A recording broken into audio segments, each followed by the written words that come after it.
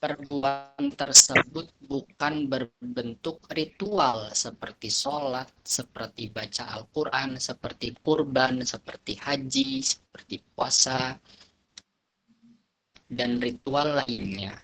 Makan, misal, makan itu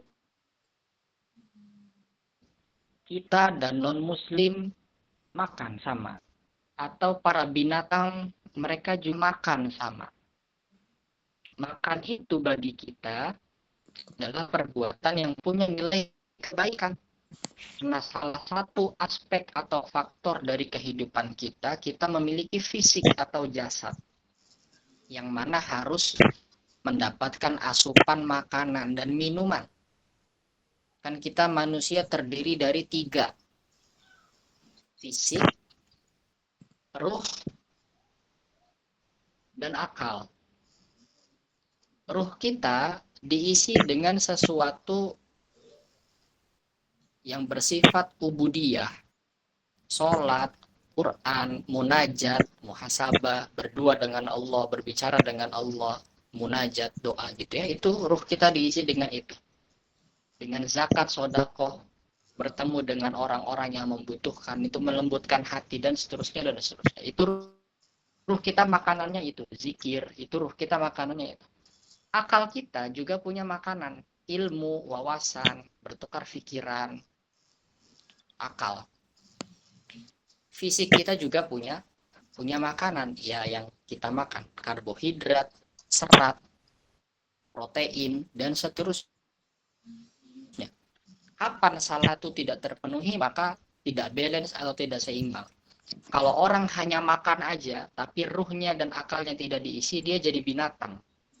Bengis, kejam, menghalalkan segala cara, karena dia nggak ngerti gimana cara mendapatkan sesuatu dengan baik, dia nggak punya perasaan. Nah, itu bahayanya. Tapi kalau orang akalnya aja yang diisi, sama fisiknya, dia nggak punya perasaan juga, ya jadinya korupsi, jadinya psikopat, jadinya macam-macam. Akalnya bagus, tapi nggak punya empati sama orang. Jadi menghalalkan segala cara, terserah orang menderita, nggak apa-apa, yang penting saya nyaman.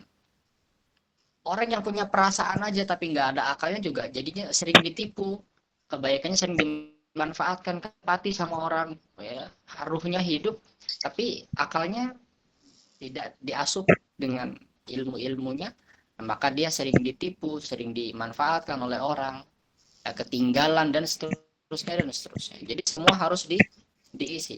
Contohnya makan. Makan itu perbuatan baik.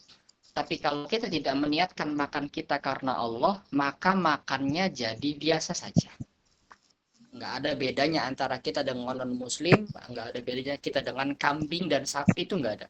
Sama-sama makan. Tapi kalau kita niatkan makan kita karena Allah, maka makan kita jadi ibadah. Bernilai pahala di sisi Allah. Dapat catatan amal kebaikannya. Kalau makan kita diniatkan karena Allah, apalagi dengan menghidupi sunnah makan. Makan dengan tangan kanan, makan dengan suhu makanan yang tidak terlalu panas, itu ya, yang sedang, yang standar. Kemudian makan dengan mengambil yang paling dekat dulu. Bagaimana sabda Nabi SAW, kul biyaminik wa kul mimma yalik. Makan dengan kananmu dan makan dari yang terdekat darimu lauknya. Gitu. Dan sunnah-sunnah yang lain. Maka tentu makanan itu menjadi sebuah energi positif ketika masuk dalam